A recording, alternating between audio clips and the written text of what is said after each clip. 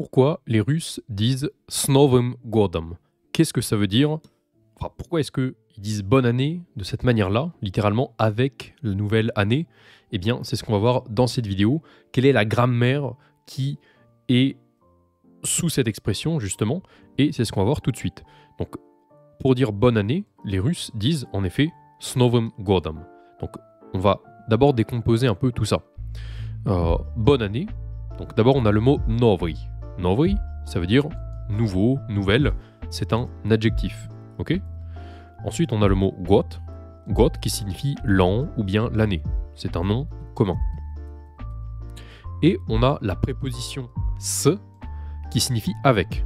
Donc littéralement, et c'est là où moi aussi quand j'apprenais le russe, ça me faisait, je me posais des questions, je me disais tiens, qu'est-ce que c'est que cette bizarrerie? Eh bien, littéralement, «С Новым годом», ça veut dire avec le nouvel an, avec la nouvelle année. Bon, c'est un peu bizarre, et je vais vous expliquer pourquoi est-ce que les Russes disent ça dans les prochaines secondes. En fait, il y a un verbe caché dans cette phrase. De la même manière qu'en français, lorsque l'on dit « bonne année », en réalité, devant, on dit « je te souhaite une bonne année », en réalité. Mais toute cette partie de la phrase, le « je te souhaite une », ou bien « nous te souhaitons » ou « nous vous souhaitons », voilà, toutes les variantes possibles, eh bien, de la même manière qu'il est caché en français, dans la phrase, quand on dit juste « bonne année », ou bien « bonne journée », en réalité c'est « je te souhaite une bonne journée hein », eh bien, en russe, il y a un verbe caché, avant le «С Новым годом». Et ce verbe, en l'occurrence, ce n'est pas souhaiter, c'est le verbe «поздравлять». «Поздравить». Je t'affiche la conjugaison à l'écran. Je te laisse mettre pause si tu veux la noter quelque part. Donc ça, c'est pour «поздравлять», l'imperfectif, et «поздравить», ici, le perfectif. Et donc, on a ce verbe caché en début de phrase, c'est le verbe «поздравлять» ou bien «поздравить», qui signifie féliciter. En fait, les Russes, quand ils vous disent «С Новым годом», c'est bientôt la fin de l'année, donc ils vont bientôt vous le dire, vos amis russes, eh bien en réalité, la phrase complète, c'est «Я тебя поздравляю с Новым годом». Les lettres que je mets en gras et soulignées, ce sont les accents toniques. J'ai fait une vidéo récemment là-dessus, je vous l'affiche juste au-dessus, si vous voulez la regarder. Et je vous explique pourquoi est-ce que c'est important de les apprendre. Et donc cette phrase, ce qu'elle signifie, le «Я тебя поздравляю с Новым годом», c'est littéralement « je te félicite avec la nouvelle année». D'ailleurs, si vous avez des amis ou des connaissances russes qui apprennent le français et qui sont pas encore à un niveau parfaitement bilingue, en fait c'est possible qu'ils vous disent, au lieu de vous dire « je te souhaite une bonne année », ou même « je te souhaite un bon anniversaire », c'est ce qu'on va voir dans quelques instants dans les autres expressions, c'est pas impossible qu'ils vous disent « je te félicite avec la nouvelle année » ou « je te félicite avec ton anniversaire » ou ce sont des choses qu'ils peuvent dire. C'est une erreur assez fréquente de la part des Russes qui apprennent le français, parce que en russe c'est littéralement comme ça que l'on dit on dit je te félicite avec la nouvelle année. Я тебя поздравляю с Новым годом. Si tu veux répéter avec moi, Я тебя поздравляю с Новым годом. Ok? Donc ça c'est je te félicite ou je te souhaite une bonne année. Vous avez compris que ça c'est la traduction littérale, mais pour faire une traduction littéraire qui soit correcte, on va dire ça va être je te souhaite une bonne année. Ok? Je vais mettre traduction littéraire. Ok? Une bonne année, pas un bonne année. Ok. Sache qu'il y a quelques autres expressions qui utilisent cette même structure avec le «Я тебя поздравляю с», avec la première partie de la phrase cachée. Ces expressions sont les suivantes. Bon, la première, c'est une extension en fait de celle qu'on connaît. Au lieu de dire simplement «С Новым годом», ils peuvent ajouter derrière «С новым счастьем». Littéralement, nouvelle année, ou je te félicite avec la nouvelle année et avec le nouveau bonheur ou un nouveau bonheur. C'est un peu comme quand en français on dit bonne année, bonne santé. Bon les Russes, eux, c'est pas bonne année, bonne santé, c'est bonne année, bon bonheur. Plus exactement, nouveau bonheur. Le mot счастье, c'est un mot neutre hein, qui s'écrit sans le M quand il est au nominatif. Là, il est à l'instrumental, hein, je le précise, puisque on a ce qui signifie avec, qui régit le cas instrumental. Si vous commencez à voir un peu les déclinaisons, je pense que cette remarque n'est pas inutile. Vous pouvez aussi entendre с наступающим Новым годом. С наступающим Новым годом. Ça veut dire bon réveillon du nouvel an. Enfin, c'est une traduction littéraire, mais littéralement avec le réveillon du nouvel an. C'est encore une chose qui peut être dite, ou même de manière plus courte, с наступающим. С наступающим, ça veut dire bon réveillon, tout simplement. Plus globalement, vous pouvez entendre с праздником, с праздником, qui signifie bonne fête, et ça peut être n'importe quelle fête, voilà, с праздником, bonne fête, et aussi très connu, с днем рождения. С днем рождения, ça veut dire bon anniversaire, littéralement, avec le jour. Dniom, c'est l'instrumental du mot день, que je pense que vous connaissez tous, avec добрый день, par exemple, pour dire bonjour. Et bien là, c'est l'instrumental. С днем рождения. Ça veut dire рождение, avec le yé à la fin, normalement. Au nominatif, c'est la naissance. Donc, рождения, c'est son génitif, parce que c'est le jour de quoi? Le jour de la naissance. Littéralement, c'est je te félicite avec le jour ou la journée de la naissance. Sous-entendu de ta naissance. Ou de votre naissance si on vous voit la personne. С днем рождения.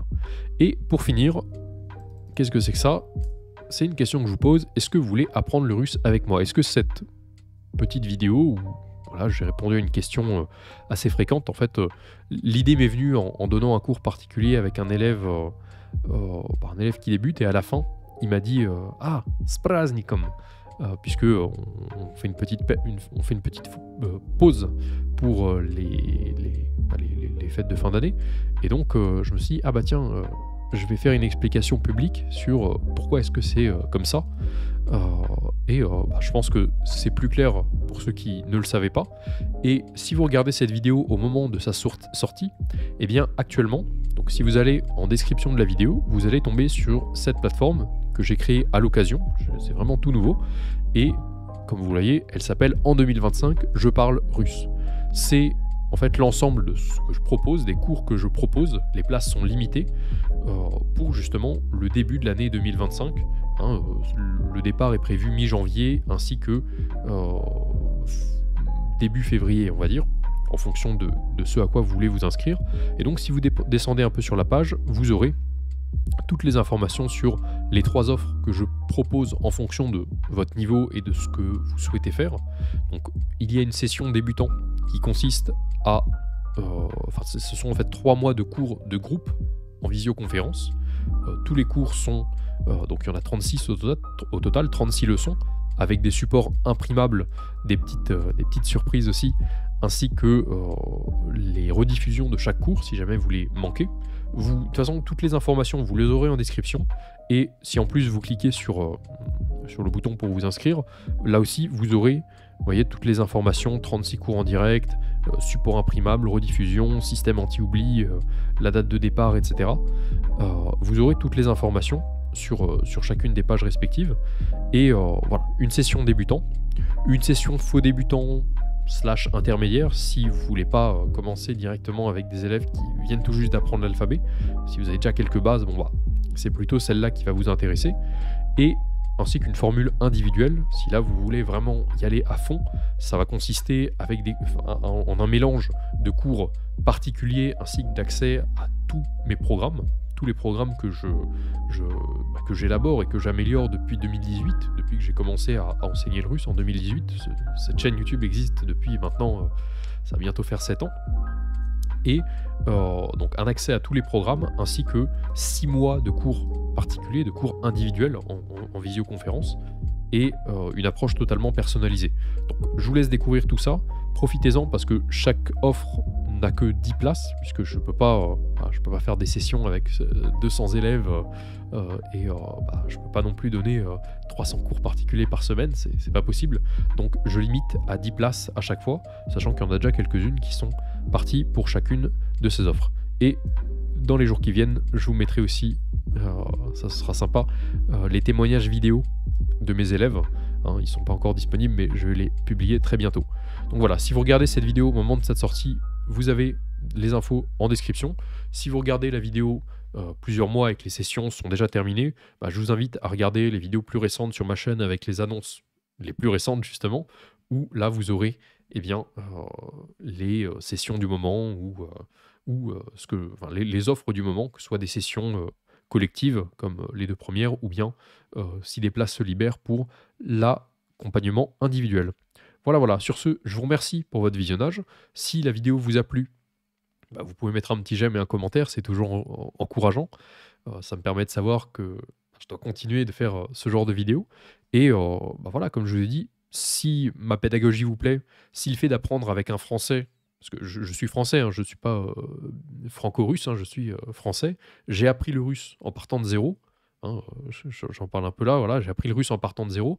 Et donc, je sais, je connais les difficultés par lesquelles toi, qui es en train de me regarder, tu passes ou que tu vas passer, puisque moi aussi, je me suis arraché les cheveux au niveau des déclinaisons.